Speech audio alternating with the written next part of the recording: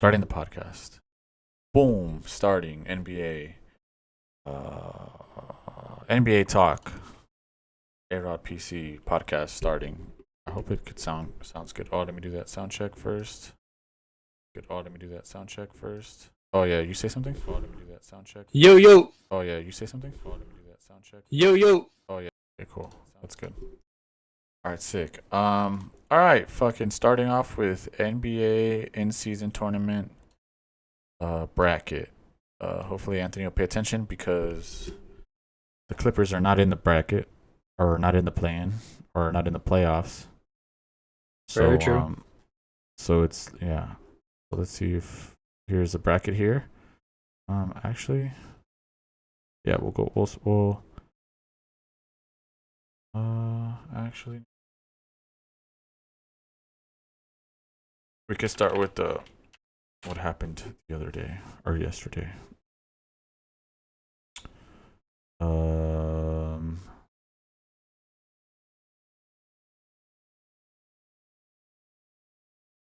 I don't need printable. I could just do bracket. Tournament. So I don't know if you watched the games, but there was some close calls yesterday. Um, kind of was hoping that someone had a breakdown of all this shit, but oh, here we go. I think this is it. Integrity and okay, so this shit is literally like soccer, right? This is how we'll start this. So I don't know if you saw that the fucking the head coach of the Knicks was mad. No, it wasn't the Knicks. It was fuck me. Who played? It The was the team the against the Knicks, the Celtics. Hornets, No, it was Celtics Bulls. Bulls. Yes. I don't know if you saw, but the fucking head coach of the Bulls, Billy Donovan, got mad at Mazzala, the head coach of the Celtics, because he started doing the hacker Drummond. Right? Ah, So the way this works is literally like soccer, and point differential makes a difference. So based off oh the no point way. differential, I think the Celtics weren't 100% sure they were gonna make it in yet. Uh-huh. And here, look, we have the group standings right here. So the Celtics were playing at the same time, or I think the other game hadn't happened yet, but they were at the time 2-1, and I think the Brooklyn Nets. See how all these teams are tied 3-1. Yeah. Uh, they had to keep the point differential against the Bulls at a high margin because they barely won their group on just point differential. So about 5 points 5 points. plus So 25, yeah, exactly. 27, So 22. yes, dude, 5 point 27 minus 22. You don't know that. You're Yeah, right. well, I said five right off rip, and then I had to double check myself. That's funny. But yeah, so like, um, yeah, so it became a shit show a little bit where this fool was getting mad because they were trying to keep the record high or the differential high, Mm-hmm. and the so the Celtics won 97-24, 124. Orlando also played. Did they not play or did they do play? The fuck? Or I think the Orlando had already played, so they didn't have a chance to know what they needed. They had already played their final game. Mm-hmm. And so that's kind of like sucks because it gave the advantage to the Celtics because they kind of can keep, you know, they could understand what they need to get to win, kind of like in the playoffs, like in football. When a team knows like, oh, we have to beat this team unless this team loses or this team wins, and then sometimes, you know, in the stadium they'll show like, I don't know, the Packers beating the Lions. So the Vikings are like, oh, perfect. Now that they beat them, we're locked into that 5 seed. We don't have to win this game anymore or whatever. And they'll fucking pull the starters or whatever. It's kind of the same shit with here. And so that was drama that happened yesterday with that. So I think that is kind of cool because it shows that people give a fuck about the about the play-in. You know what I mean? Because at first, here's an example from this guy, Wab. Here's a moment Billy Donovan approached Joe Mazzola because Joe was intentionally fouling Andrew Drummond during a blowout. Pretty clear Billy is aware of the IST point differential reasoning. But there's debate what number Boston needed to get to. Drummond, of course, misses both free throws. So, pretty much, I think when people first heard about the... Okay, I'll actually just frame it like this. What did you think the first time you heard about the play-in? I thought it was like the play-in, the tournament. I thought it was a great idea to make the in season. Given that the games count to the like standings and all that, it makes it more meaningful and just I don't know, a fun little thing that's innovative and make watching regular season games, more fun, right? Obviously more fun, yeah, a little bit more stake in it, So yeah, I was a fan. So look here. Celtics were intentionally fouling Andrew Drummond while up 32 points with 7 minutes in the fourth quarter. Joe Mazzola had to explain to Billy Donovan they needed to win by 23 to have a chance to advance. So yeah, I'm okay. That's true. I do agree. It does bring more meaning to the regular season, but at the same time, you're like, what the hell does this? What's the incentive? You know what I mean? Yeah. And I guess we found out last time that it was money, right? I think 50,000 to whatever. So I mean, a lot of these players get paid pretty good. A lot of players don't get paid pretty good. I mean, maybe a lot of the players that do get paid good are like, we got to win this for the homies that aren't getting paid good. You know what I mean? Like for the rookies and the, I don't know, people who don't make as much money as the best players do or the better players do. And so maybe that's the reason. But I mean, this whole thing right here, it kind of proves that like the players give a fuck about like, winning this. And clearly, like, if the team is gonna do a fucking hack of Drummond to make sure they have that point differential, then for sure it's like a benefit to the NBA because it seems like players actually care. Same thing happened with the Warriors. I mean, I think they needed to win by 9. Where are they at? Well, they needed to win the game, and I think they needed to win, and I think they needed to beat Sacramento and have the point differential. So yeah, because they played Sacramento, so they ended 2-2. If they would have beat Sacramento, they would have both been 3-1, and then they would have had to have the point differential also. Which didn't happen. So, and the Kings kind of sunned them too, so that was kind of cool. And there was like that clip of like Clay kind of talking, or like very upset, talking shit kind of. After the game, I guess talking about the haters and how they don't do what we do, so it doesn't really matter. And I'm like, all right, cool. Like I get that, it's fine. So yeah, I guess the reason I bring all that up is because it's kind of cool that let's like these teams actually care about winning matches or winning games. And matches. Yeah, well, like it is soccer. Yeah, I know. I'm like, this group thing is too soccer for me already.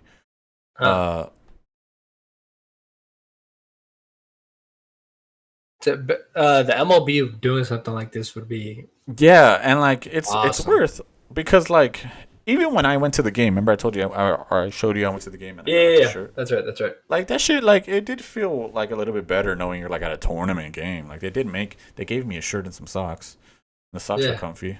But like they're nice. I used them already. But like I don't know. It's just like a different little atmosphere knowing like, oh shit, this is game 3 of 4 that we're gonna play. Like, like especially because like the point differential clearly makes a difference in all of these. Like, let's go through these. Well,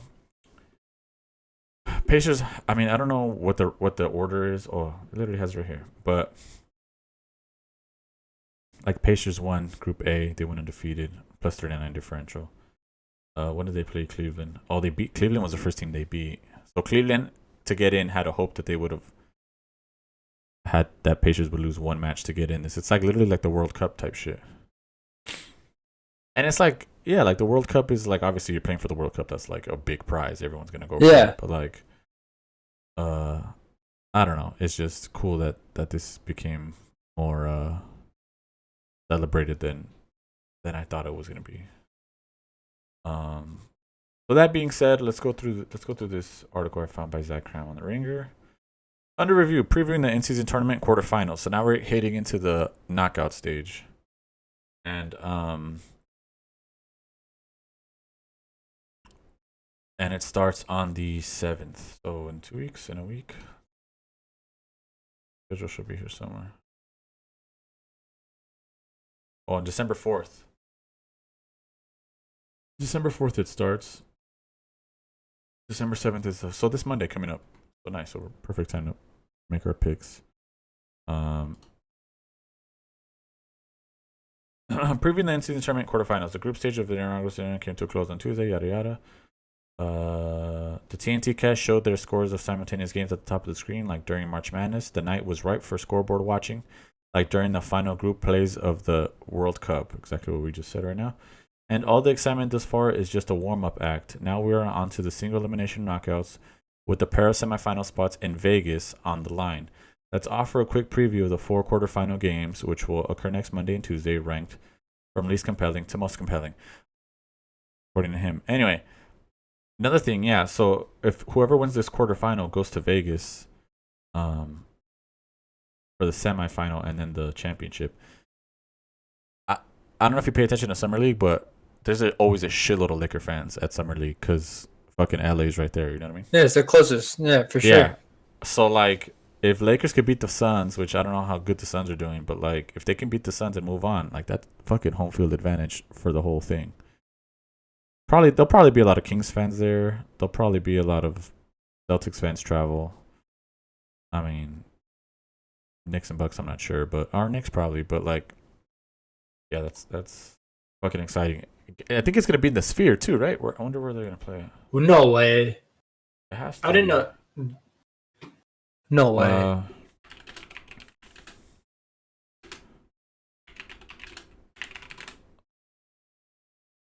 Oh no, T-Mobile Arena. Okay, my bad. Then what was in the Sphere? I think the Summer League is in the Sphere then. Or maybe not. Maybe I'm just making shit up. That could also be it. Yeah, I'm probably just making shit up. Who cares? Yeah, T-Mobile Arena makes more sense. It's way bigger, right? Yeah. The Sphere's like, what, like college size? No, well, college stadiums are pretty big. All right, yeah, no more false. I'm just making up fake news over here. So, well, Boston Celtics at Indiana Pacers. So the Pacers were 4-0. They're 4-0 and playing, but they're 9-7 in the regular season, and they just lost to Portland. But they're playing the 14-4 Celtics in a way that is perfect scenario for the biggest Cinderella in the Eastern bracket. Truly, nobody believes in them, so that's crazy. Indiana. Well, Pacers have been Halliburton is. Have you been seeing the highlights? Halliburton highlights? No. He's been popping off. He's looking like a taller Steph Curry a little bit. The craziest part about this Halliburton thing is that he was a rookie that got drafted by the Kings, and they traded him to the Pacers for, I want to say, the cat that they have on the Kings now. That's a baller. The center. Forget his name. On the Kings? Yeah. The center, dude. The fucking main guy that Draymond stepped on. I want to say Saric, but that's not it. It's another fucking Bosnian sounding motherfucker. I think he is Bosnian.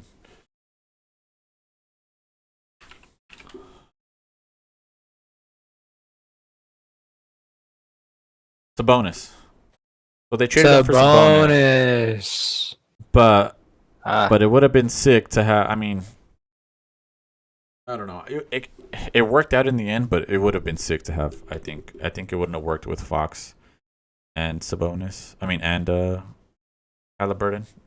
I think Halliburton does. He is like he needs the ball a lot more, and I guess these guys do too. But it would have been sick to see this team here with that team still. So we'll see. The The Celtics beat Indiana 155-104 at the start of November. A 51-point margin is the largest of any game this season. That's fucking insane. Yeah. Tyrese Haliburton missed that blowout, and he'll obviously make his rematch more competitive. However, as that first meeting showed, Boston should be able to score at will against Indiana's 29th ranked defense. It's on the other end, where Indiana's number 1 offense matches up against Boston's number 3 defense. Damn, so yeah, they're really popping off with the offense. Other than LeBron versus Durant, which is on the Western Conference, this one might be the most fun individual matches of the quarterfinal. Might be Haliburton against Drew Holiday and Derek White. As the 2 lockdown defenders and one of his season's biggest breakout stars. Every Indiana game is a joy at this point, as the league's first-paced team flies up and down the court, and Boston and Indiana ranked 2nd and 4th, respectively, made 3-pointers with a combined 30.8 makes on average. It's pretty crazy. So that's the top game. Then we have Pelicans at Kings. The Pelicans defeated the Kings twice last week. Oh, that doesn't mean anything. But for both of those games back came in New York. Damn, that was written weird. Both of those games came in New Orleans. That just sounds weird. And the first came on the. That's too many games and too many. In too short of a time period. On the second night of a back-to-back. Okay, 2 games on back-to-back for Sacramento. They came back New to back Orleans? times. Yeah, came back-to-back times, multiple times. New Orleans has never reached the conference finals of the actual NBA playoffs, but is now just one away from the IST version, in-season tournaments version, as it would be one of 2 Western teams still standing if it can win in Sacramento.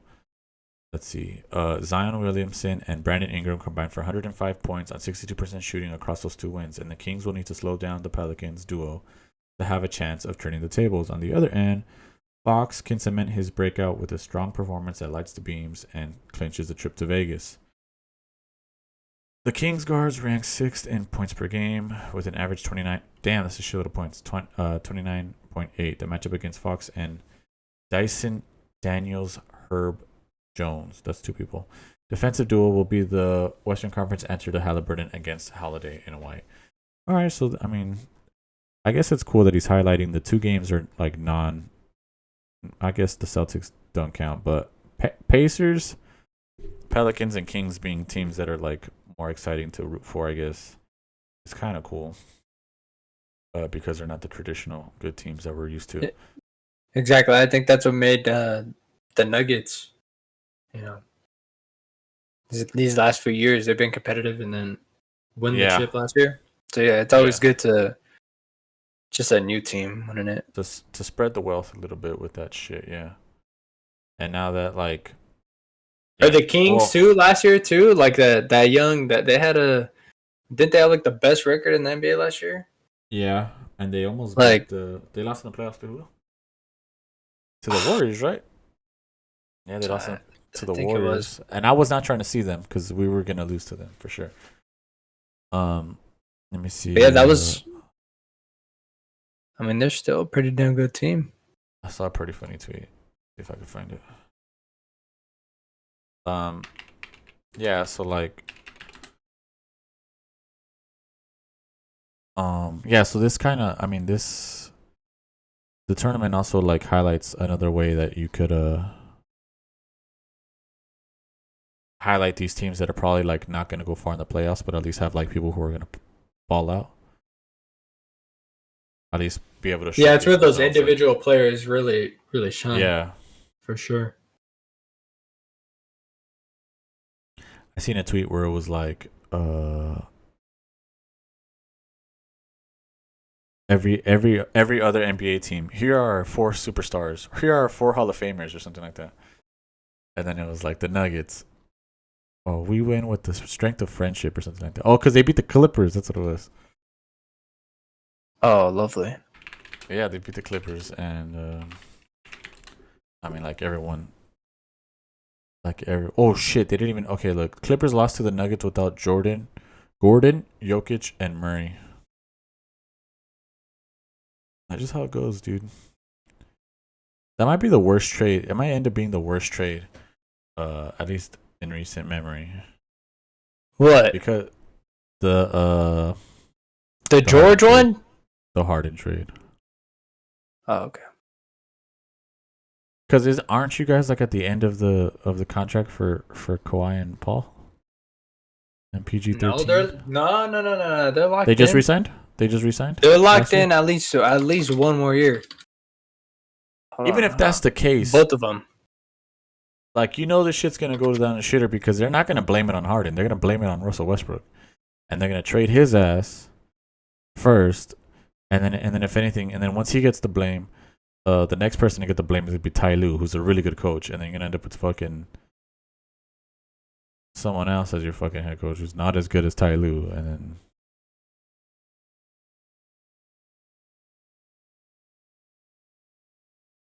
Paul George is locked up for next year too. okay. Kawhi. Because this is it for Harden. I don't think he's getting traded again. So is Kawhi. So both of them are free agents, unrestricted free agents by 2025. Oh, they have a player option after next season though. Both of them do. But yeah, they're locked in. Who else? Harden.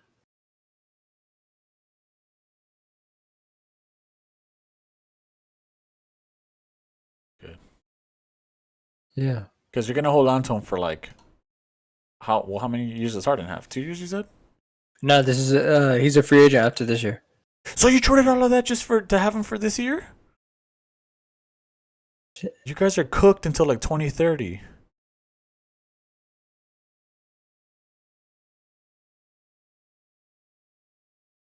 I mean, we still have depth. We do still have depth. It could have been worse. It could have been worse. It could have been worse. Depth dish. Also, Henry Kissinger died today, so we have to talk about that later. You know who Henry Kissinger is?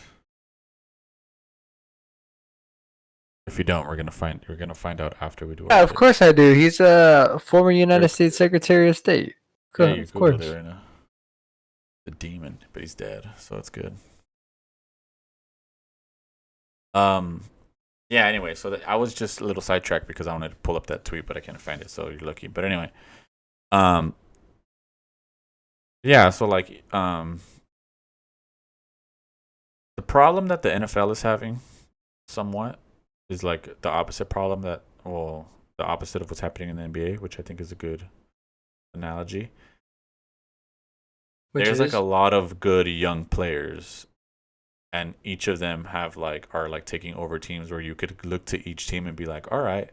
I mean, it's a lot easier because it's only 5 dudes in a court, but like each team has like either already their stars or like someone that you're looking forward to that's gonna most likely be the star. You know what I mean?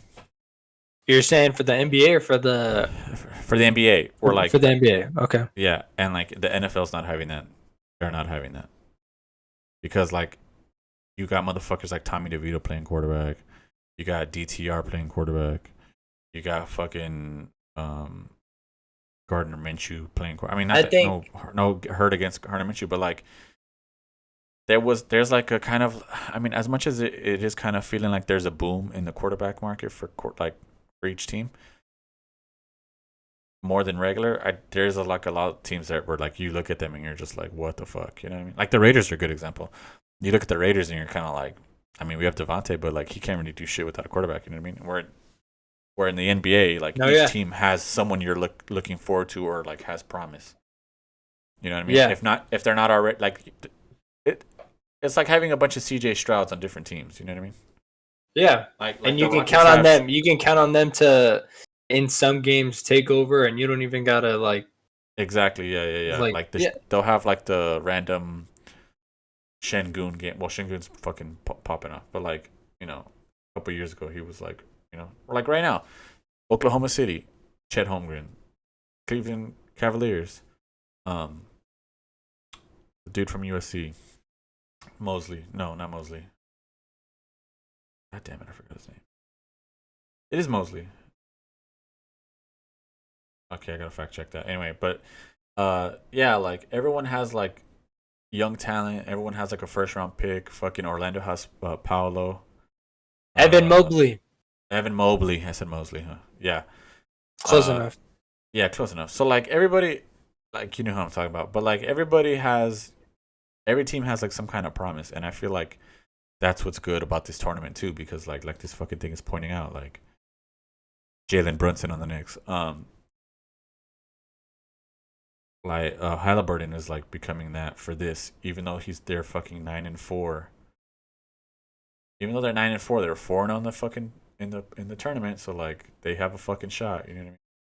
No, but going back to the point you're making, yeah, that's the difference between having 11 players on the field at once compared to 5 players on the court Yeah, at I think once it's in the just NBA. It's just also more of a because player-driven league. Like yeah, it's not even close. It's not really comparable when it comes to yeah, like because you're right. football is the ultimate team game at the end of the day. So I agree because it's very different. Like you're pointing out, you could have Kobe, you can have LeBron, you can have Jordan, and have nobodies in the middle of the other 4 positions, and somehow, some way, they're gonna find a way to win.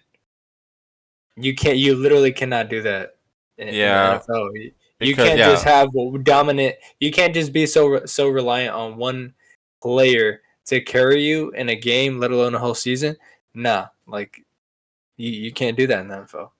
yeah, yeah, because like it's not like your middle linebacker is gonna carry you. You know what I mean? Or like sometimes a running back can but it's super rare. Like Adrian Peterson did, but like that was super rare. Uh-huh. Yeah, like in the NBA, it's like all right, well, it's the center on this team, but it's the shooting guard on that team, and it's the small forward on that team, Yeah. or whatever, or the backcourt on this one, or the front court on that one. Like you know what I mean? So it's yeah, so yeah, I do see your point. Um, but yeah, but still, I don't know. I just feel like there were years in the NBA where it was like a lot of teams had like no, like okay, like I guess the Hornets. The Hornets, yeah, you could say that about the Hornets, but they got LaMelo. You know what I mean? So Yeah. it's like, or the Wizards, they suck, but like they got fucking Jordan Poole, dog. Fucking everybody loves Jordan Poole. You know what I mean? So I don't Uh, know. the most meme team in forever. So like, yeah. Anyway, back to this fucking article. New York Knicks at Milwaukee Bucks. Milwaukee beat New York by 5. I'm just read the because I don't really care about fucking the Bucks, to be honest. In general, it will be interesting to see how the 8 coaches treat the single elimination games. Will they extend their starters' minutes? Will they shorten their rotations as in Game 7? But the Bucks might offer the most fascinating version of those questions, mainly because of Middleton, who's played more than 24 minutes in just one game all season. 29 and a loss to Boston last week. How long can he go in a knockout game? The answer might determine whether Milwaukee advances to the semifinals in Vegas, and whether we'll get a potential conference finals preview against Boston. The next one. Suns Lakers. Fuck. This is insane. The greatest star wattage of the naturally. LeBron, Durant, Davis, Booker. These are the 4 of the top dozen players in the league. Where does Beal fall? Is this gonna give me a list? Oh, there's an NBA rank. Okay, let's see. That's the players in the tournament. No, this is 100 players in all of the NBA. But let's see. Well, Davis is 12. LeBron is 11 and 12. Wow. Look at this picture of Reeves. Why? They don't have a better picture? Funny. 60, though. Pretty nice. More than meets the eye. A no-nonsense grinder who can do everything that LeBron needs. Go for the game. Spacer. Human highlight. I thought they said human rights. I was like, all right. For the white guy, I love it. Yeah, like non shut up and dribble, like anti shut up and dribble. Where the fuck is the other team? Phoenix. You look for Phoenix? Yes, Phoenix. Yeah, right below Uh, that. the oh yeah, so LeBron, Durant 7, Booker 9, 43. I thought he would be like. He's 30 years old in his 12th season. Is there? These was good, Jeff. He's super Damn. young. Super dumb young. How does look? This fool's 27 I season didn't, I 9. didn't even realize that. Look, this guy got drafted even younger. 27, Oh yeah. 9th season. Oh no, it's the same. They're the same age. Duh. Yeah, because if you had 3, yeah, okay, duh. But yeah, Man, carry the well, one. yeah, you carry the one, all that shit. Look, if you go LeBron, 21st season, and he's only 38. So he got drafted at 17. Do the math. Yeah. All right, yeah. Okay, so players did play, some players didn't play. This game's narrative implications practically write themselves. The last time LeBron faced Durant in a game with high stakes was the last game of the 2018 finals. We will get a late game isolation matchup between the two living legends who are both excelling despite their advanced age. Which team's role players like Reddish in the first meeting will show up to support the stars? And what will it mean for the legacy of Booker, who's currently on fire in his point book role, if he ends up outright stealing the show? I think that might happen, so I'm kind of scared of that. And that's it. That's like all of it. So that was a quick little rundown of shit that we don't really know about. So I went to go consult the professionals. Let's see. Let's build this fucking bracket. I'll let you go first. Okay, we're gonna go. We'll start with Start the at the East. top. The East. Okay. I'm gonna go in order by date. So December 4th at 7:30. Indiana Pacers, Boston Celtics. I'll take the Celtics.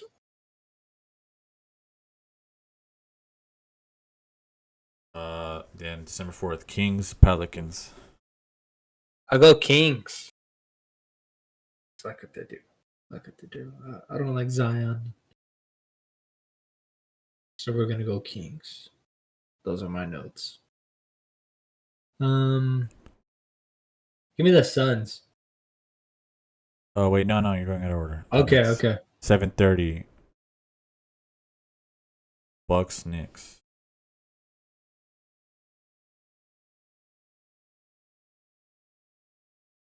Give me the Bucks. I mean, Jalen Brunson and You're going chalk here. uh, Are you going chalk? No, you're not going chalk. Because you picked, Indiana Pacers would have been the 2 seeds, so that would have been chalk. and then I'm going Suns at the top too. So That's more of a pick against Lakers more than yeah, the Suns, but it's fine. it definitely is. Give me the Kings. Oh, sorry. Oh, it's the same date anyway. Oh yeah, it's to be decided. Well, fuck it, just do the East first though.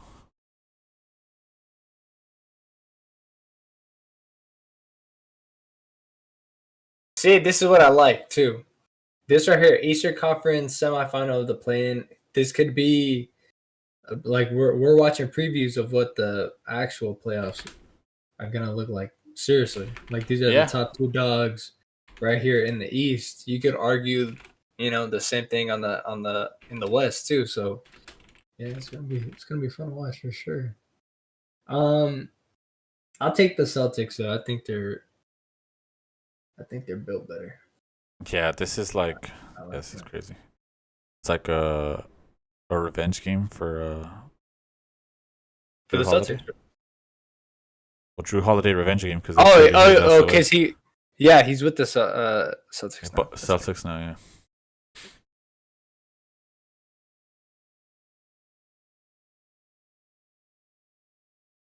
And you got Suns.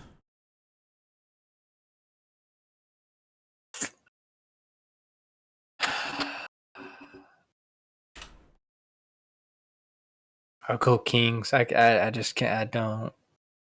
You don't see it. I just don't. I don't want to root for Kevin Durant unless he's playing the Lakers. I'm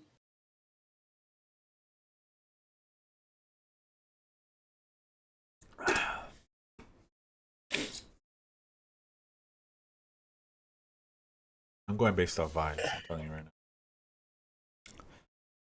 Give me the Celtics. I'll take the Celtics. They win the first ever in-season championship. Oh, this is like extra shit. Oh, refresh. God damn it.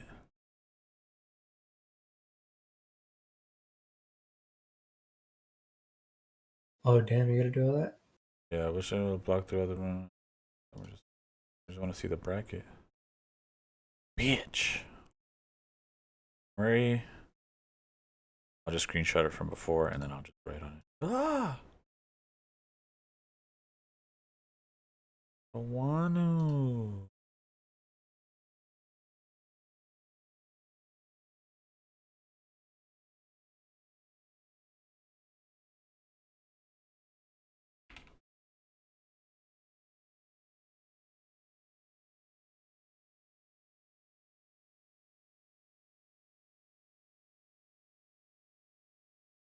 Gonna be like, do it. Come on, sign in. Watch the fucking ad. Play free. No! Murray. Or we might just have to do it like the like when we make our picks.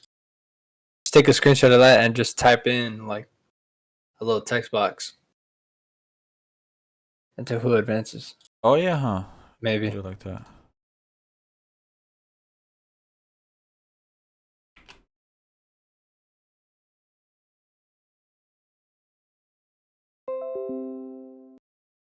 Okay, let me see.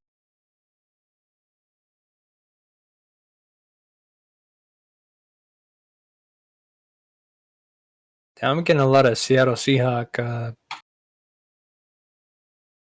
propaganda on Why? my Twitter feed. Very good question. I don't. Because they're playing Dallas on Thursday, right? I guess so, but this hasn't happened any other week.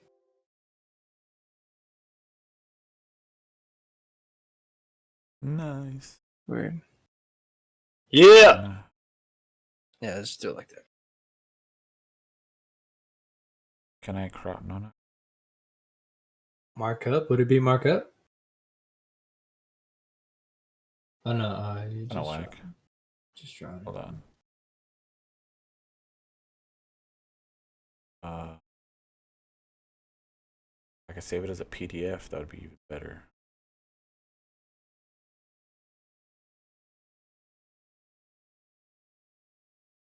Go to the three dots. The three Where is dots. that? Oh, that's what I was looking for. Desktop. No, it doesn't have it. Okay. All right, whatever. Fine. I'll allow it. All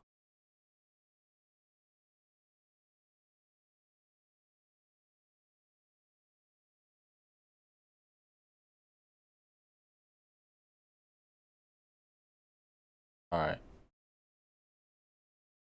You said I'll edit. Markup. I have to do it with the mouse. Oh, it's gonna look so ghetto. Okay. You said Suns, right? Yep.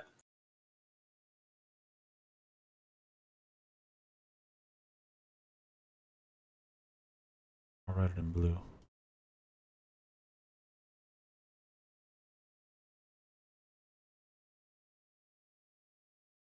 Oh, sick. Suns. Yeah. Looks weird.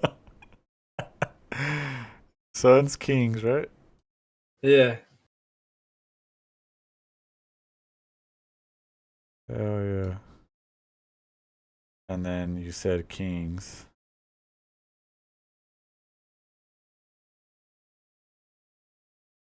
Fuck, so hard. You had Bucks. Oh my god. That was a nice K though. Fuck the B, sorry. Then you said Celt. I'm gonna just put Celts. And then you said Celts would win? Yeah.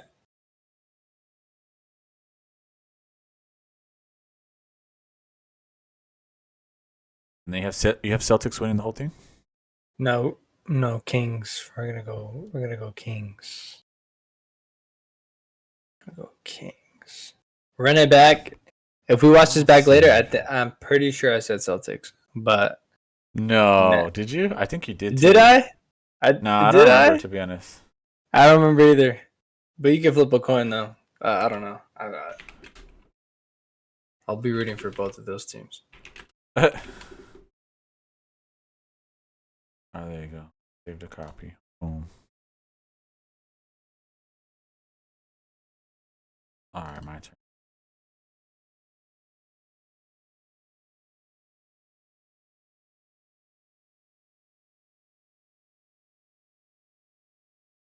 I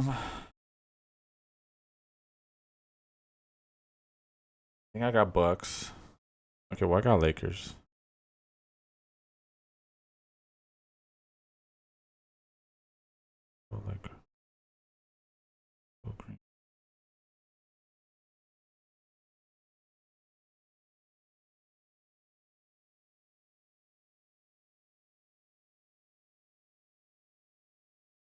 I got Lakers and I got Pels.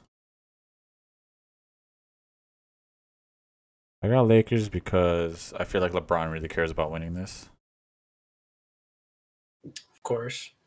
Because I think it's a legacy thing for him. So he could be like, oh, I won the first fucking in-season tournament. You know what I mean? Oh, that's going to give me that edge over Jordan in the GOAT debate. Yeah, totally. Yeah, yeah, to be honest. Does Jordan have an in-season MVP I don't think it will, but I do think tournament? he cares for that reason. Like, somewhat for that reason. So, like, that's why. In some weird way, he just, like, he's got his mind made up on that. I got Celts and I got Bucks too.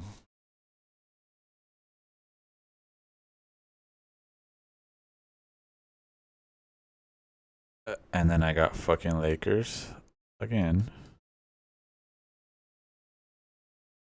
And I got Lakers Celts.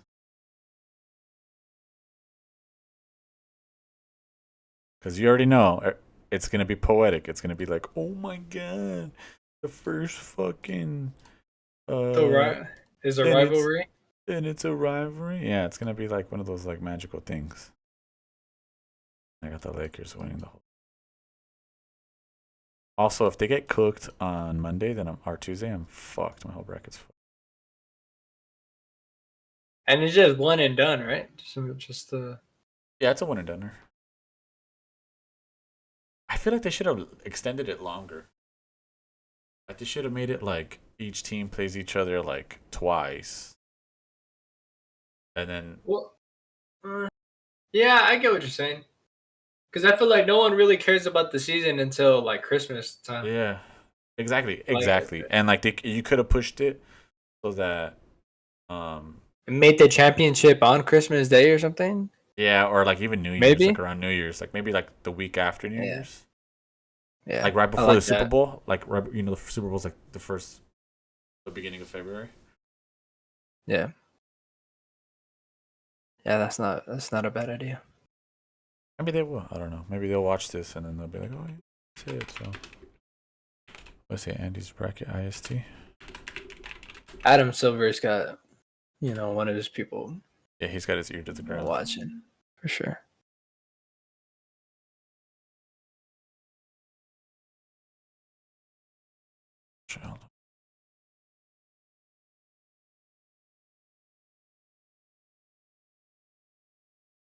Little side by side. So you got Suns, I got Lakers. Both got Kings. Oh no, we both got. Oh shit, we don't have anything to say. I have the opposite of you on on the other side, on the west side, yeah. And then on the east side, we have the same. Yeah, but I have the Celts winning. I mean, you have the Celts winning, or the Kings winning. You got the Kings winning, and I got the. We both got the Western Conference though. Showing love for the west side. Very nice. All right, dude. Well, that fucking starts on Monday, so that'll be exciting. All right, let me get my dog off of this. Out of here. Time to start with the fucking week 13 picks.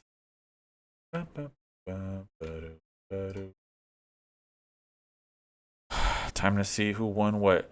I don't remember off the top of my head, so pull up the winners. Gotcha.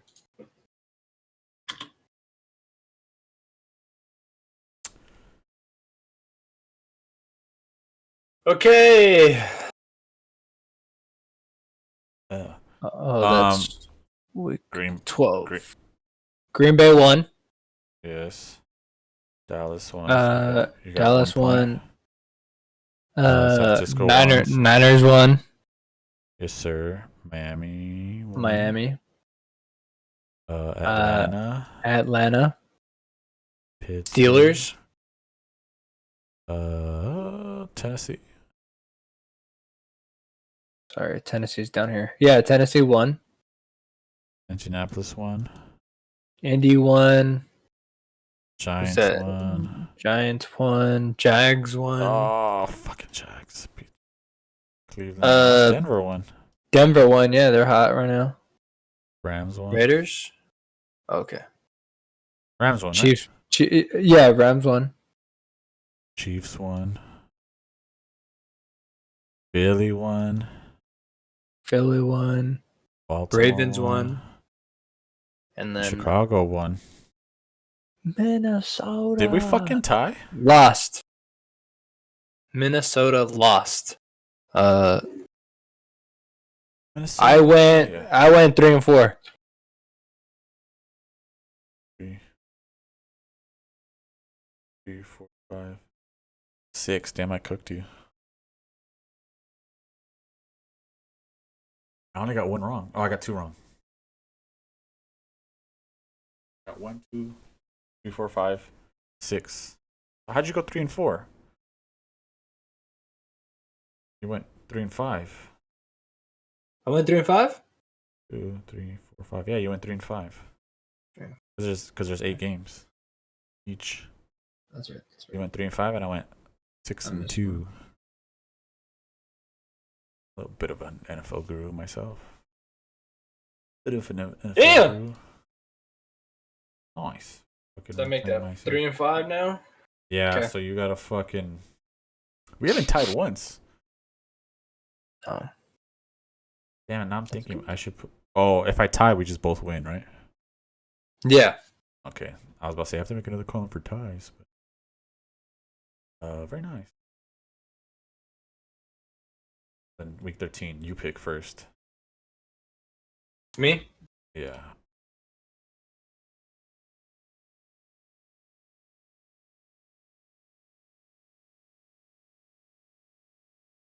Okay.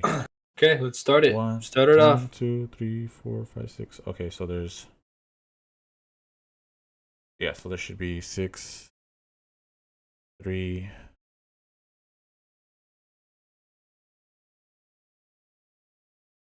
How many games is that? 1, 2, 3, 4, 5, 6, 7, 8. Yeah, there's 13 games. So we gotta delete one. Okay, what's the worst game on the schedule right here? How did we do it last time? It was the worst game? The worst game or the toughest one to decide? Fuck, hold on, let me go back to see how we did. Oh, we just did the one that was super easy.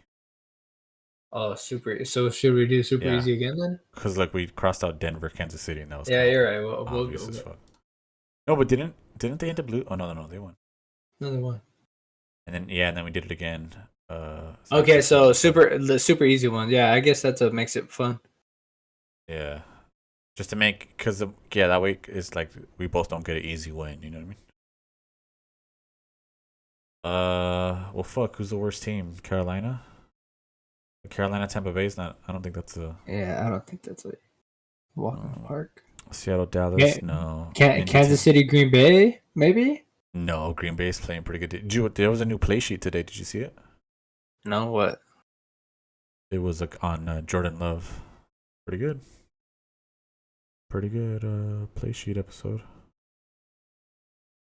Damn, I was gonna say Atlanta Jets, but no. Tennessee, Indianapolis, no. Chargers, So New maybe England, no. Ooh, why don't we just do Chargers, New England? That's like two shitty teams we don't give a fuck about. Like that, I feel like are both not trying. Or well, the Chargers probably. Okay. Pittsburgh, Arizona, or Chargers, New England. Between those two. Arizona. Oh, Pittsburgh, Arizona's a good one too. Between those two. Cross out either one. I think that's. Or what about Washington, Miami? Or that one too.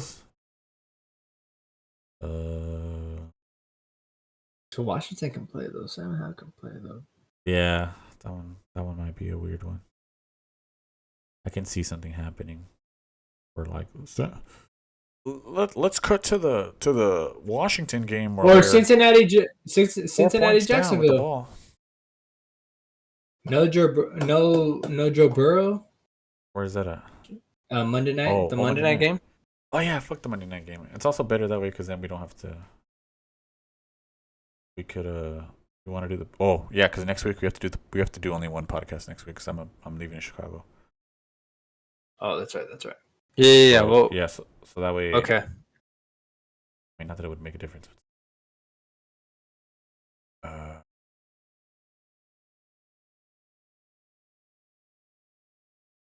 Okay.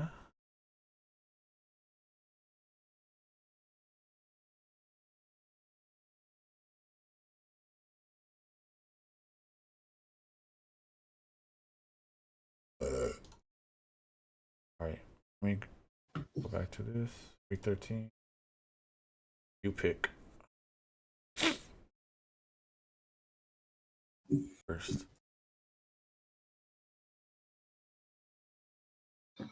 Are you nervous, red? What color do you want to be? Should I make you blue?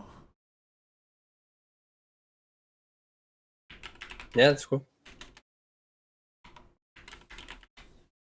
How many games are we picking each? 1, 2, 3, 4, 5. Well, 6, right? 6, yeah.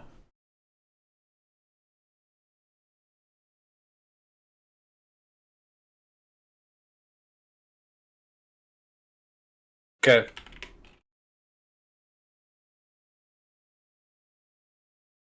All right. Give me Dallas. Let's not waste time.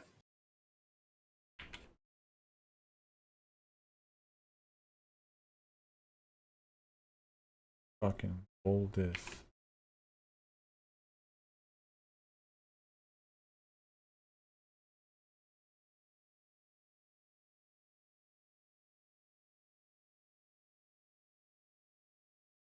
I do have confidence that you guys will win. We'll win or lose? Win. But I'm hoping that it's exciting. I think I'm going to go to the casino tomorrow with the homie Chico, so I'll be watching it there. Yeah, it should be good. Should be entertaining. A good glance. Indianapolis, Tennessee. Well, best team. Damn, SF Philly, dude.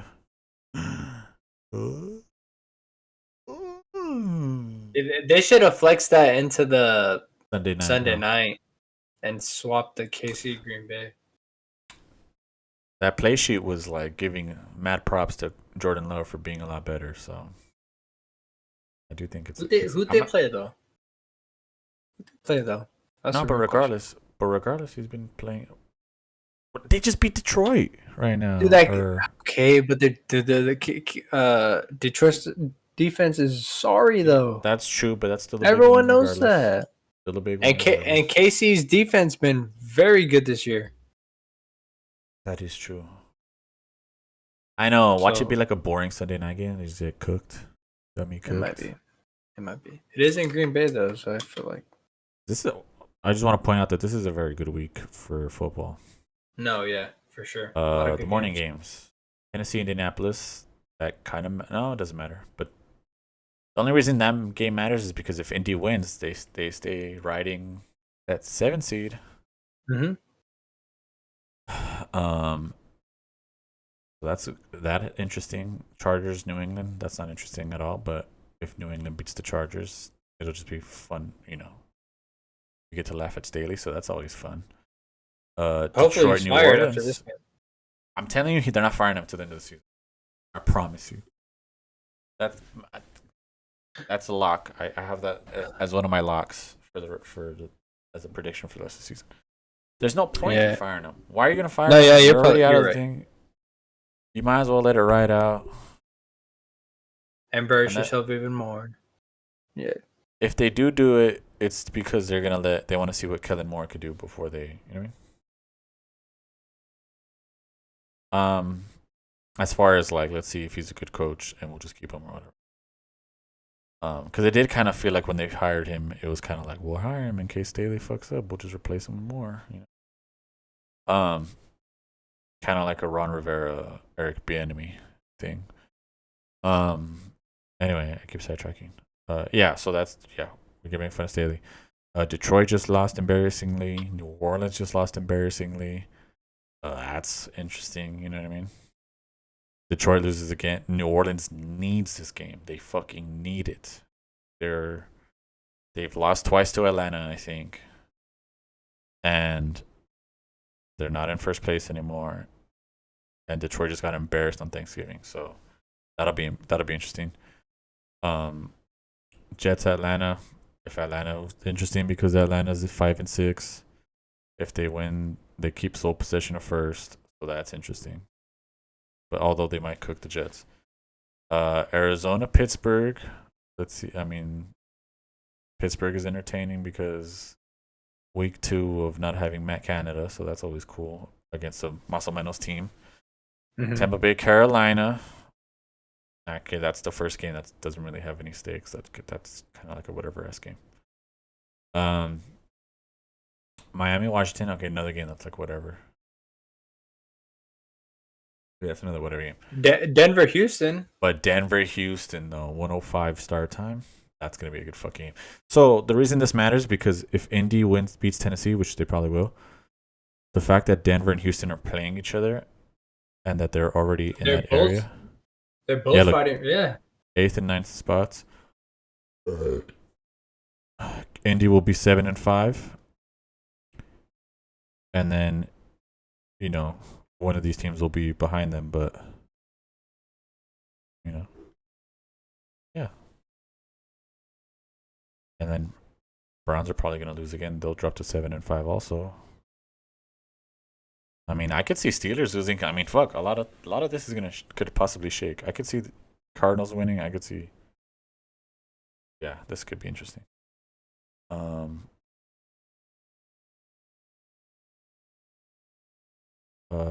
Cleveland, LA. Same reason that I mentioned earlier. Good reason. Cleveland loses, they'll be 7-5. Might not, slipping out of the playoff spot. Rams are in the hunt too. Rams are in the hunt. Yes, they need all these ones. They're in playoff mode already. SF, Philadelphia. Game of the fucking week, baby. That's gonna be a good one. Have you been seeing the memes? Nick Bosa? No, the Nick Bosa ones are always good, but Which ones? It's just people hating on Jalen Hurts. That shit's so fucking funny. Hating on him? Yeah. Hey, let's see if I can pull it up. Jalen Hurts slander? No way.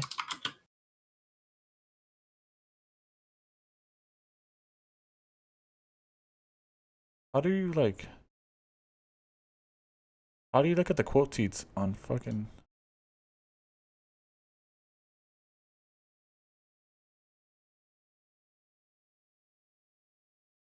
There we go. There we go. I got it. I figured it out.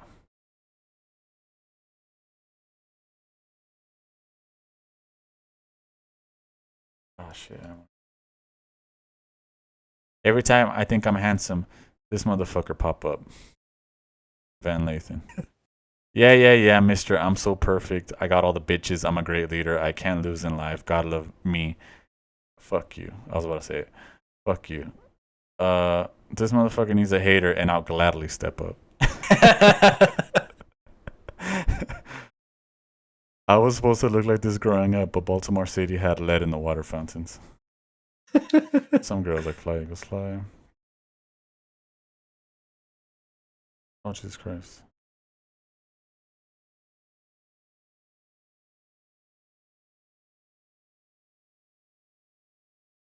People just.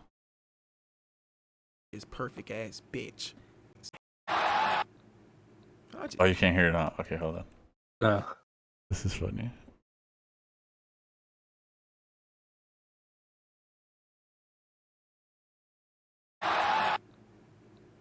I hate this perfect ass bitch. I just hate him. I swear to God, I hate him, bro. I'm not even trying to be funny, bro. Why, Jalen Hurts? Why are you black? What? Shit, bro. I ain't like this. Look what. Silky Johnson, player hater of the year. That's funny. I mean, he is good looking, and he is Mr. Perfect. I do agree. Yeah, no doubt. Like even when they seen him with like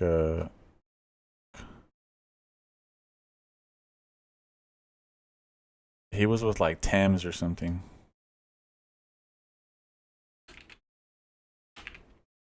And people were hating on that too. This is not gonna come out. Oh yeah, here look. Jalen Hurts and singer-songwriter Thames at a Time magazine event last night. And people were in these comments too talking shit. It's because he has like a perfect fade, and the goatee goes perfect with his face. I don't even know how to explain it. But like, no. That's exactly what it is, though. like it looks. Is that it looks- Thames? Yeah, that's Thames. Yeah, Oh, good for Jalen. but I think he has a girlfriend or something like that. Yeah, look, Jalen Hurts really that dude right now. Happy for dude. Doesn't he have a girlfriend? Look, this guy goes, who cares? Like, come on, you care. We all care.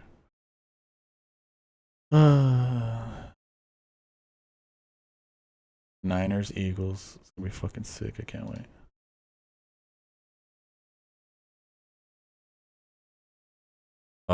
Yeah, and then Kansas City, Green Bay. So that'll be interesting. What to say about that? Anyway, in the process of all that, I'm gonna go.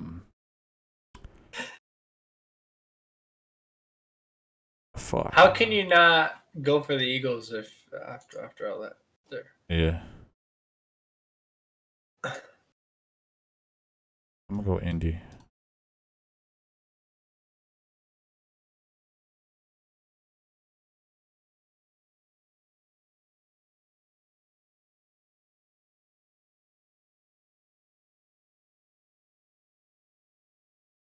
Give me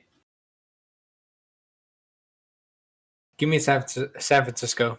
Give me the Niners. I need them. You hopped on this game that quick? Jesus Christ! I thought I was gonna like write it out. I need them to. I need Philly to lose for once. I'm tired of watching them win. I mean, I hope McCaffrey has like 1,000 yards rushing. I agree. Let's get McCaffrey like 10 touchdowns. Fucking awesome. Whatever it takes. I'm convinced the Patriots are tanking. Like Belichick's losing on purpose to get a quarterback for next year. Because I think in Belichick's mind, he's like, I'll pack it in the rest of it this year. I'll have a fire draft, and next year, because how many games does he need to?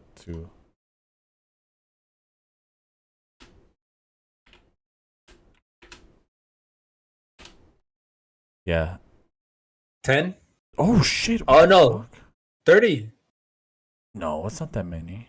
29. There's no way, right? It has to be updated. It has to be updated. Yeah, you're right. Because I thought he was second already. Yeah, he is second. 331, 347. Oh, so he needs a whole season's worth.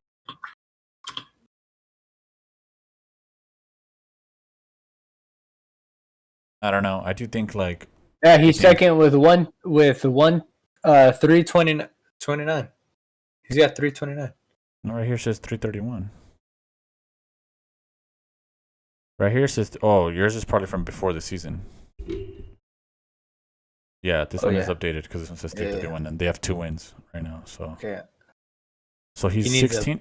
perfect He's 16 season. away right now. Yeah. So I think he thinks like he probably has like a couple more years in him. So I'm pretty sure he's thinking like we fucking tank the rest of the season, get me a quarterback, and yeah. Also, if not that, I also think if the owner, fucking Mr. Massage over here, is fucking tired of him, the OG massage man is tired of him. Maybe he's like, look, just lose every game, and then I'll let you test the market and go wherever you want. You know what I mean? Belichick's like, all right, fuck it, we'll make an agreement or whatever, you know. Speaking of, I saw something saying Caleb Williams came out and said his decision on whether or not he's going to declare for the draft is going to be a game time decision. Oh yeah, I saw that too. So, but I don't even think it really matters. I think there's still like a lot of other quarterbacks that are like good, but I think he's full of shit. Also, I think he's trying to like he's been trying to game the system because he doesn't want to he doesn't want to get drafted by a shitty team. but what are you going to do? Risk getting injured going back to SC, risk getting injured, draft stock going to the dumps, and you can go out right now and come on, you're going to be the number 1 pick. Yeah, that's why I'm saying that, because I think he's like trying to like get the shit teams to be like, oh, I'm not gonna draft you then. That way his draft capital drops and like a better team will pick him up. You know what I'm saying? Like he's trying to bust the Eli Manning kind of.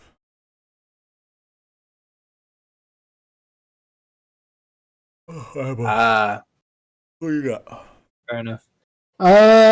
Give me the Steelers.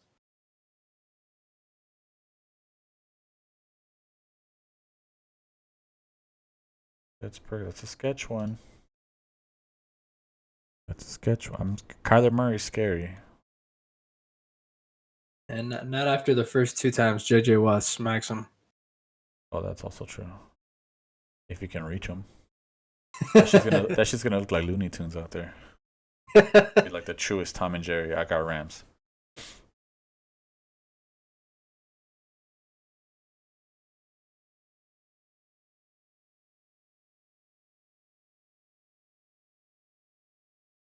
Got Rams.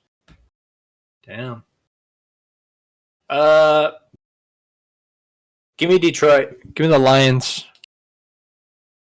Saints suck. Derek Carr sucks. Good bounce back game for them.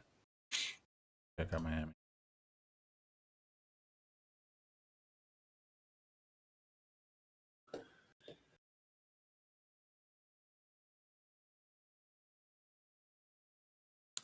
Give me Atlanta. I don't care if Aaron Rodgers is practicing. Oh yeah, we didn't even talk about that. That's so fucking dumb, huh? So I saw another tweet. I don't get it, bro. Which was exactly what I trending on Twitter all day is Achilles. I don't care. Like I don't care about your fucking Achilles. The classic ruse.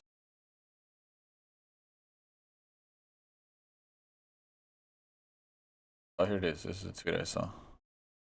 By fucking Richard Normal. People understand the Rodgers thing. He isn't going to play, but he's doing this so that he can say, well, I beat mainstream media science and could have played, but we are out of it already, so I didn't. He's doing it to, in his mind, score points on the concept of medicine. Yes. Perfect. Yes. That's exactly what I told my dad earlier today. Yeah. Like he knows he's not coming back. He's not playing this year. He knows that. But he's gonna that's the narrative he wants. Oh, well, I started practicing. I came back and I was practicing, and no one else has done that before. Okay, my guy, we got it. We know damn well he ain't playing. So with that being said, give me Atlanta. Yeah. Oh yeah, you got Atlanta already. 1, 2, 3, 4, 5. 1, 2. Okay, that's my.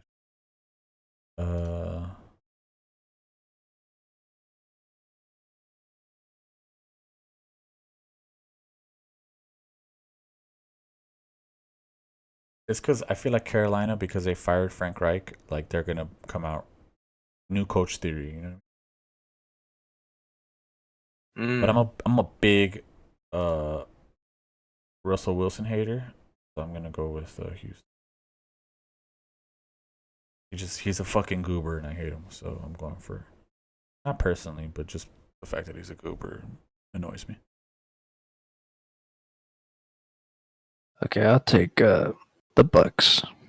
I feel good about this week. I feel good about this week. Okay, you got the Bucks. That's it, right? And now you're done. Oh wait, you got one more. Take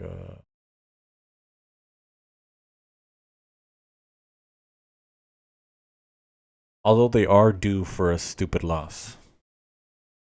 What do you mean? They lost to the Broncos the other week. I think their mulligan's already been used. No, they got one more in them. No, there's something about.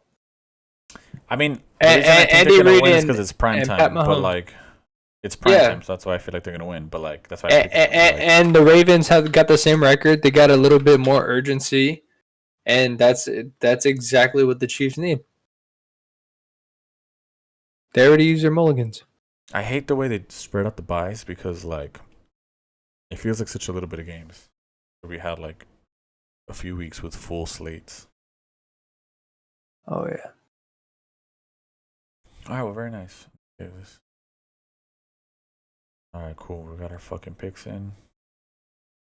Let me just do one more thing. Off.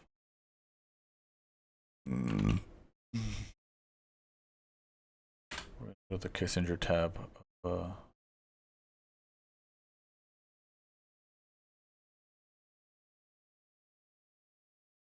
So Henry Kissinger died. Okay, so give me a brief summary of who this guy is. I think my girl right here has one. So this guy is a fucking. Okay, like well, I don't even know what the fuck his title was. I just read the book on him right now. I just finished it last week. So the fact that he died this recently is kind of crazy. But I read the trial of Henry Kissinger, and he Trial. Biggest news of the week translated for Gen Z. The Pentagon failed another audit. Happened. This is the 6th time in a row. They don't want us to. Eastern Congo are at risk. This is just as much or as from the Democratic Republic. Oh no, this doesn't have it. Fuck. Okay, I'll just tell you. So he was the Secretary of whatever the fuck, Secretary of State, right? And he was when in during whose 1968. presidency? Like Richard Nixon is when he got that title, but he was kind of like working that way during the Johnson administration. Okay, got it. And then when the Nixon thing happened, he became that. He was like a different position than he became that position when Nixon got elected. So he pretty much was in charge of our foreign policy for. I don't even know if he was actually put in charge of the foreign policy, but he pretty much made it his fucking mission. And during the Vietnam War, him and Nixon and this other lady, I forget her name, pretty much pushed back the Paris Accords or Paris Treaty to end the Vietnam War. Good. Just so that the Democrats wouldn't, just so Johnson, who was a Democrat, wouldn't get that. Literally is right there. Wouldn't get that W, and then because if that were the case, then people would want to vote for the next Democratic president, the one who was running against Nixon, right? Yeah. So in the process of pushing that away, the war continued for like three or four more years, and in that time span, like 400 to 500,000 people died because the war got extended because they pretty much did a ploy to ruin the peace plans so that the war could keep happening. That way, the war wouldn't end under a Democratic president, because then if it does end under a Democratic president, then Nixon won't win the presidency. So because the fucking war continued, the Vietnam War continued for that many more years, a shitload more bombings happened, a shitload more fucking, obviously war happened, and a lot of people died. And he's he's like the main reason why this happened. Him, Nixon, and this lady, her name's right. I forget her name. She's important to the story.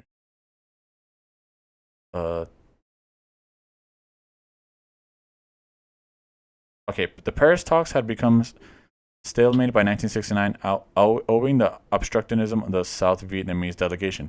So the South Vietnamese delegation is essentially the delegation the Americans were working with to continue the war, and the whole reason we were fighting because we're helping South Vietnam fight North Vietnam, because North Vietnam was communist and obviously America's anti-communist, right? Yes, you know that much. Yes. So they were doing a third-party thing to make sure that the South Vietnam delegation would continue to ruin the peace talks so that the war would continue. Let's see. Yeah, see, look. So on January 8th, 1973. So this is 1973. This shit started. The peace talks in early 1970 was opposed the plans of Operation Menu, the bombing of Cambodia. Agreeing that Nixon was acting rashly with no plan. Oh, this is a separate thing. But they bombed Cambodia and a shitload of innocent people died in that too. I'm giving you like the super fucked up version of this.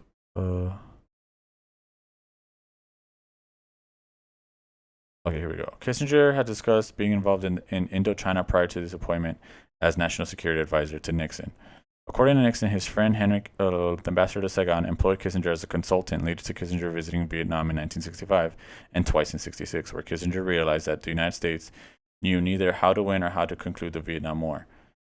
Kissinger also stated in 1967 he served as an intermediate for negotiations between the United States and North Vietnam, which is essentially because U.S. was backing the South Vietnamese. This is why this is this delegation, or this peace talk, with providing the American position while two Frenchmen provided the North Vietnamese position. When he came into office in 1969, he favored negotiating strategy under which the United States and North Vietnam would sign an armistice and agree to pull their troops from South Vietnam, while the South Vietnamese government and the Viet Cong were to agree to a coalition government. Kissinger had doubts about Nixon's theory of linkage, believing that this would give the Soviet Union leverage over the United States, and unlike Nixon, was less concerned about the ultimate fate of South Vietnam. Though Kissinger did not regard South Vietnam as important in its own right, he believed it is necessary to support South Vietnam to maintain the United States as a global power.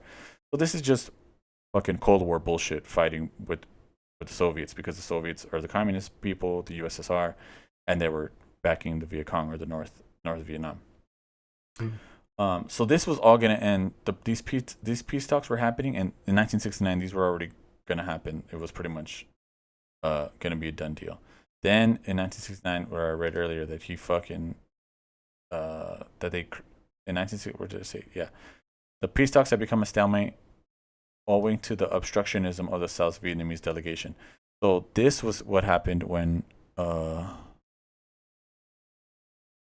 because him and the other lady that I'm telling you about and Nixon kind of ruined the whole plan to make sure that the war would continue. Thus, making sure that people would fucking, pretty much, people died. Like, a shitload of people died.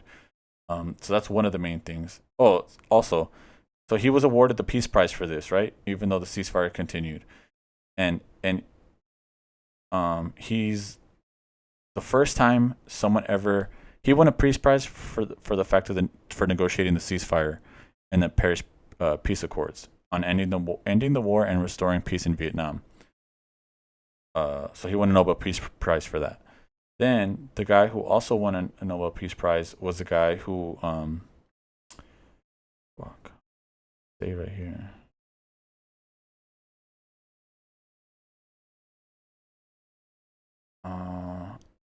So I forget who.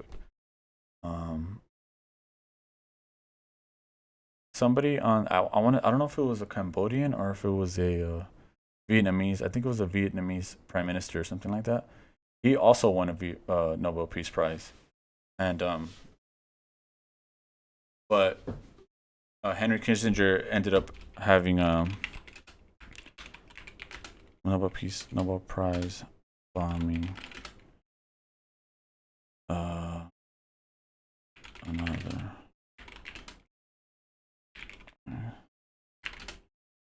prize winner. Oh no, this is when Obama did that. Sorry. Obama has also bombed another Korea. Fuck. No, this is the one I want. Anyway, Kissinger was a Nobel Peace Prize winner, and he bombed somebody else who won a Nobel Peace Prize. So they both won a Nobel Peace Prize for creating the ceasefire and ending the Vietnam War. And then some years later, Kissinger ordered the government to bomb Vietnam, and ended up killing that guy. I don't know if he died, but actually I don't know if he died, but he did end up bombing that guy. So that was the first time ever that two people who won Nobel Peace Prize where one of them bombed the other one. Fuck, I don't know why it's not in here. So yeah, so he fucking bombed like a whole other person.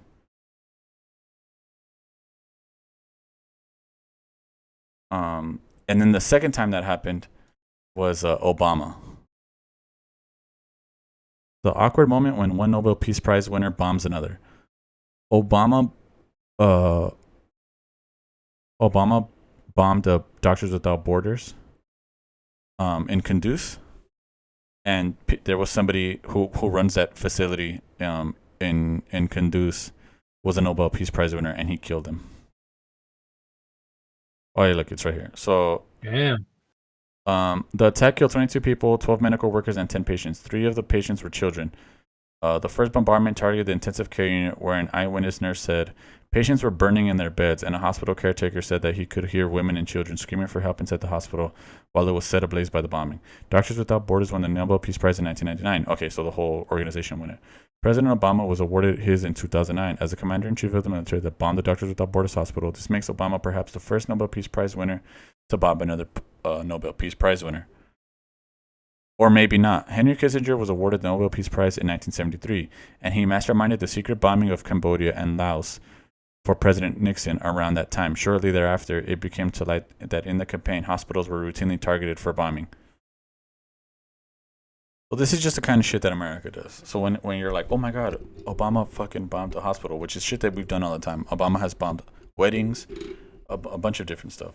Obama's killed a lot of people with drone strikes and all that bullshit. And I mean, but America has a history of that. Henry Kissinger is the other motherfucker who's done that. He analyzed aerial photographs for B-52 bombs. The ones ordered by Kissinger fell on Cambodia. I saw on several occasions where possible hospitals had been bombed. On another occasion, I observed a red cross on a building that was partially destroyed by bombs. So, yeah, this is Cambodia and Laos in Indochina. So that's that. He also he's backed.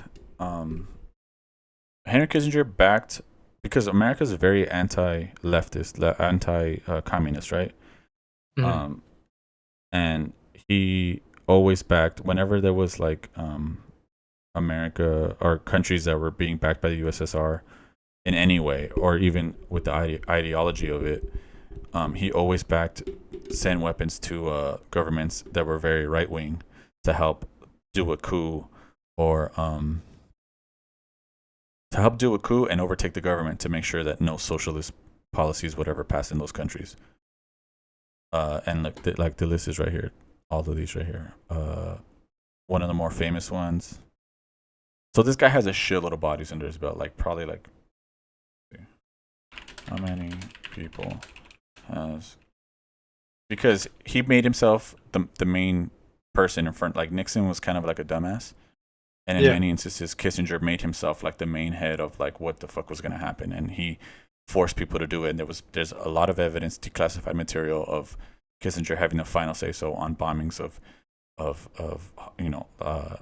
countries for whatever reason, or backing militias that are going to overtake governments because of socialist policies.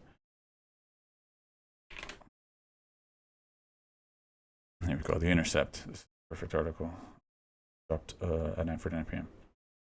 Henry Kissinger, National Security Advisor and Secretary of State under two presidents and longtime eminence Grease of the U.S. foreign policy establishment, died on whatever. Who cares? Okay, Kissinger helped to. I should have just done this from the beginning instead of trying to explain it to you. Kissinger helped to prolong the Vietnam War and expand that conflict in neutral Cambodia, facilitated genocides in Cambodia, East Timor, and Bangladesh, accelerated civil wars in South Africa, and supported coups and death squads throughout Latin America. He had the blood of at least 3 million people on his hands, according to biographer Greg Grandin.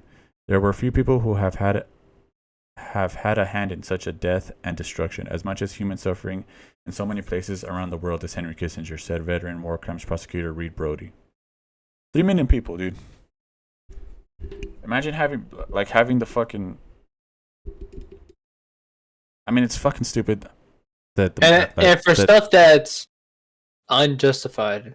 Yeah, super unjustified. Just civilians, kids, people who have no idea. Like, one of the first examples, is the My Lai massacre. This is like another thing where, Kissinger had a big hand in this. I think this is where. No, it's not. The My Lai massacre was a war crime. So he's committed a shitload of war crimes. America's committed a shitload of war crimes. These are just part of them. Was a war crime committed by United States Army personnel on March 16, 1968, involving the mass murder of an unarmed civilians during the Vietnam War. Between 347 and 504 civilians were killed by U.S. soldiers from Company C 1st Battalion. And these are all just victims included men, women, children, and infants. Some of the women were gang raped and their bodies mutilated, and some soldiers mutilated and raped children who were as young as 12 years old. It is the largest publicized massacre of civilians by U.S. forces in the 20th century. 26 soldiers were charged with criminal offenses, but only Lieutenant such and such, a platoon leader in C Company, was convicted, found guilty of murdering 22 villagers. He was originally given a life sentence, but served 3.5 years under house arrest after U.S. President Richard Nixon commuted his sentence.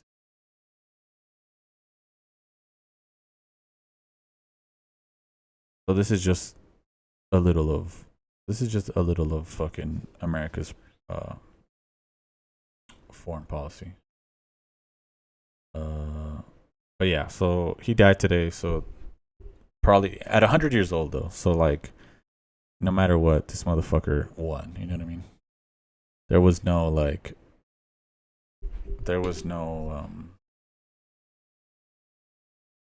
he died peacefully in his home. There's no fucking karma in this world. Like, this motherfucker lived to 100 and did like the most fucked up shit ever. Like,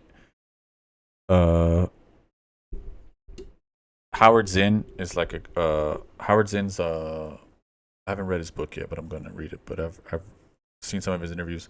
He's a dude who he was in the Vietnam War, but he like kind of talks about like how he had to like when he was in the Air Force and he was a pilot and he was like he drove the planes that like would drop bombs like on these countries. Yeah. And he kind of wrote about how like it's fucking crazy to him that like he would be flying over something and then he just knew like, okay, I just gotta like drop the bombs in this area or whatever. And then he would just look down and see the explosions, but not really understand. Like in his mind, like he knew what he was doing, but he kind of didn't really like. It was just crazy to him how he was like, damn, I'm just flying over, pressing a button or whatever, and shit's falling, and I see shit explode. But it's crazy that like, obviously, I'm not realizing that people are dying down there. Yeah, what's on the other end of exactly the bomb or whatever. Exactly, and like you think of that then, but like now we literally have like Xbox controls connected to like drones where fucking people could just like literally do it for us. Yeah, like literally like they fucking the military came out and were like,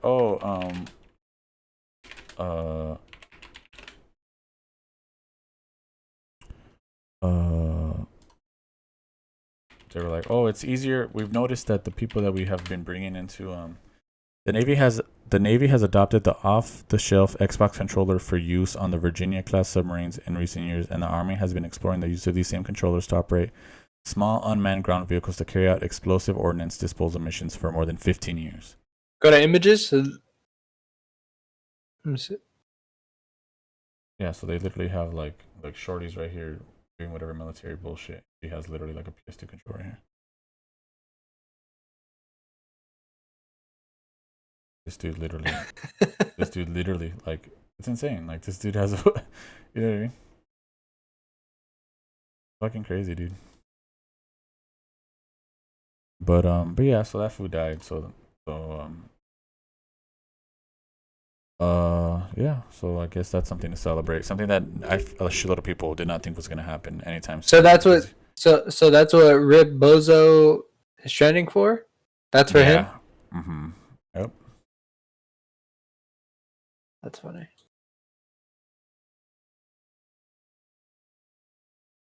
The International Magazine. Cambodia bombings, 500,000 killed. East Timor invasion support, 200,000 deaths. Chile government overthrow. U.S.-backed Pinochet's dictatorship. A shitload of people died in that. And this lasted like 20 years. Bangladesh killings, 3 million deaths. Argentina's dirty wars, 30,000 killed and 30,000 disappeared. Laos bombing, 200,000 deaths. Vietnam War toll, 2.5 to 3 million deaths. American deaths too. Like in the Vietnam War, a bunch of Americans died. You know what I mean? Mm-hmm. Yeah, so good day. Good day for yeah, this guy is the guy that I wrote the book. He wrote a book, The Trial of Henry Kissinger. The book that I have. But anyway, that's a good note to end it on. Just thought I'd fucking bring that up because it's important. But all right, man, this was a good episode. We did multiple picks. That was fun. Oh yeah, this week should be fun. Yeah. Should be a lot of good games. We're getting into that stretch of football towards the end. Now let's get into yeah. now. We have what? Oh, our fucking fantasy league. We have like 2 weeks left, and then the playoffs start. Oh, it's a wrap for me, bro. Oh, you kind of started off hot, didn't you? No, I did, and then I went to fell shit. off.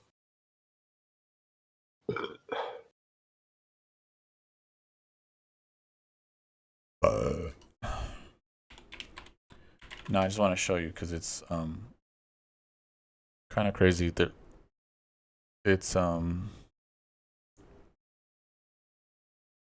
the from like first to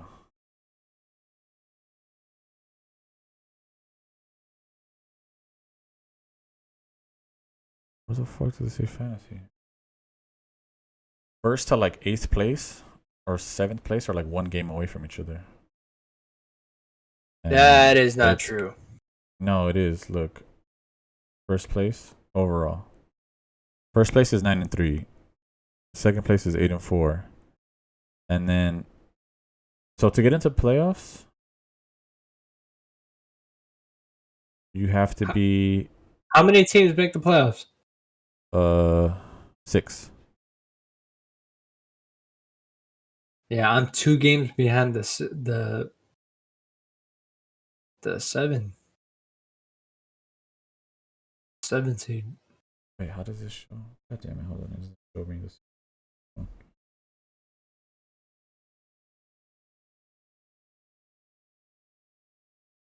Playoffs. See, if Matt Canada was fired at least maybe 5 weeks ago, 6 teams make it. I'd be in there. Najee Harris, Pickens. It's just crazy though, cause like from my sister, so the Little Giants, 2nd place to not 8th place to 7th place. You're only 2 games back. With 2 weeks to go, right? With 2 weeks to go. So like, yeah, it's pretty crazy. This shit has been jumping around. I was like in 3rd place like 2 weeks ago. But it's just really close, and like the seeding is gonna fucking end up being really close. So that's exciting. I hope my cousin does it. My cousin's in first, but that fool just won like 2 years ago, so I kind of don't want him. And he almost won last year, but fucking the DeMar Hamlin thing happened, so kind of ruined it because the game got canceled. Oh, no way. Yeah. That's how that ended? Yeah, that was during the playoffs because it was like close to the end of the week.